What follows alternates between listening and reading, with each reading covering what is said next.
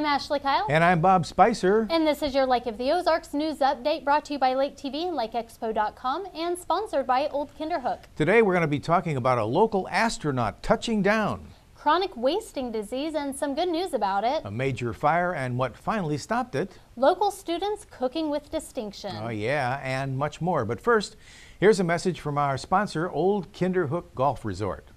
Old Kinderhook at Lake of the Ozarks has everything for your getaway in one convenient location, featuring a Tom Weiskopf designed golf course. The trophy room offers a unique dining experience with an amazing view serving breakfast, lunch, and casual dining. Old Kinderhook is your perfect stay and play destination, offering nightly and weekly accommodations, marina facilities, a luxurious spa, and an event space to host a variety of different occasions. Discover your place at the lake. Call for 2014 rates and information or visit us online. St. Patrick's Day celebrations stretched around the Lake of the Ozarks last weekend. In Lake Ozark, the 30th annual St. Patrick's Parade brought themed floats and crowds of spectators along the strip. The third annual Short Bus Shuffle helped parties hop between a dozen different bars along the west side. And the St. Patty's Parade on the Water launched Saturday morning from Ozark Barbecue and finished the day with a party at Captain Ron's. Safe and sound back on the ground, Lake native astronaut Mike Hopkins touched down in Kazakhstan on Tuesday after spending more than 5 months at the International Space Station.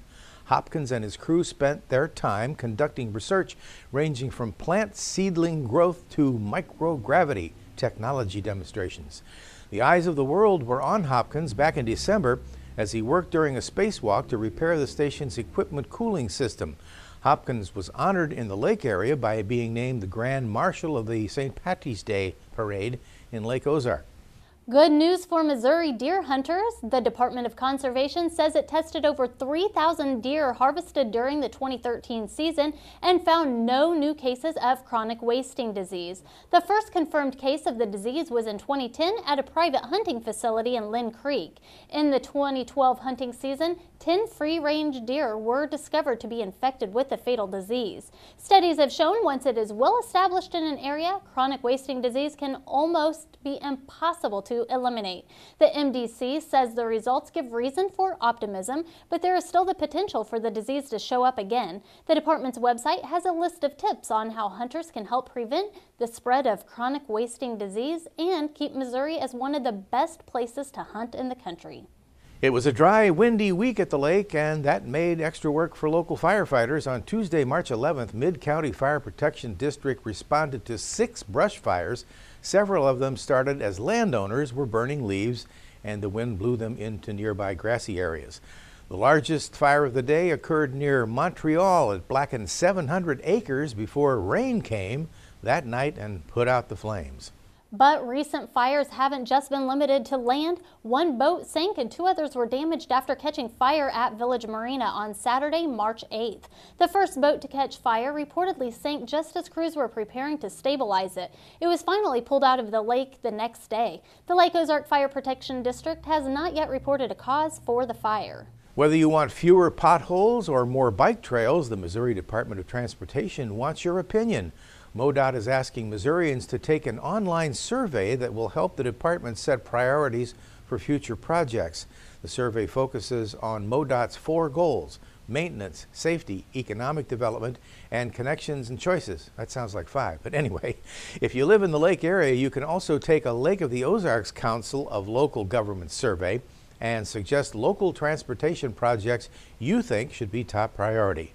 Visit motransportationpriorities.com to give your MoDOT thoughts. And speaking of road projects, the infamous Key Largo Road intersection at Highway 54 will be undergoing some construction work beginning this week. The project will include grading, paving, and drainage work to help realign the ramps at the intersection. MoDOT says some of the work won't affect traffic, but the project will require a 30-day closure of the ramps in the near future.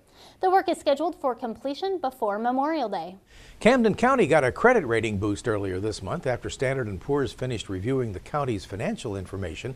Presiding Commissioner Chris Franken says the county's upgrade from AA- to AA was mainly due to more money in the bank and increases in the county's total assessed value.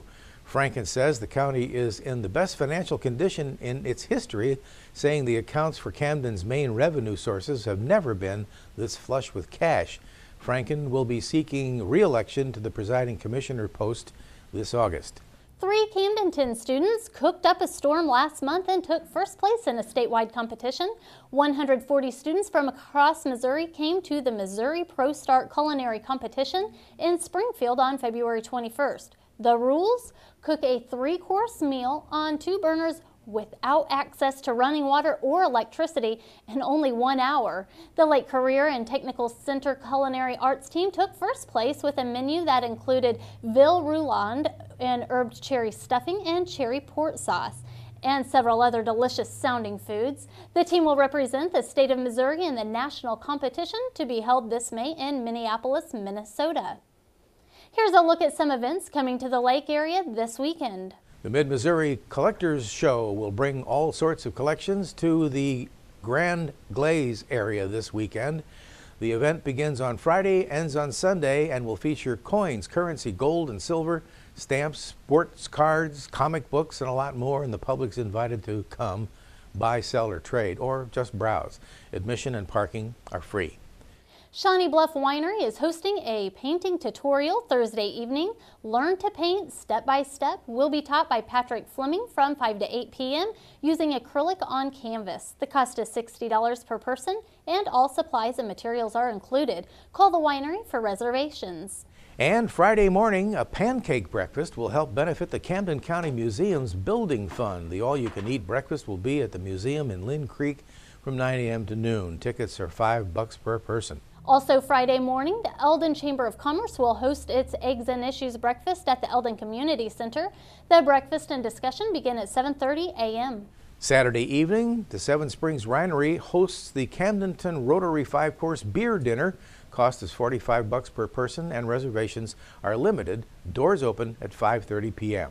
On Sunday, the Camdenton High School Art Show is coming to the Vine Gallery on Highway KK in Osage Beach. The event is scheduled from noon to 3 p.m. and will help support art students at the school. I'm Ashley Kyle. And I'm Bob Spicer. And this has been your Lake of the Ozarks News Update, brought to you by Lake TV and LakeExpo.com and sponsored by Old Kinderhook Golf Resort. And we'll see you next time.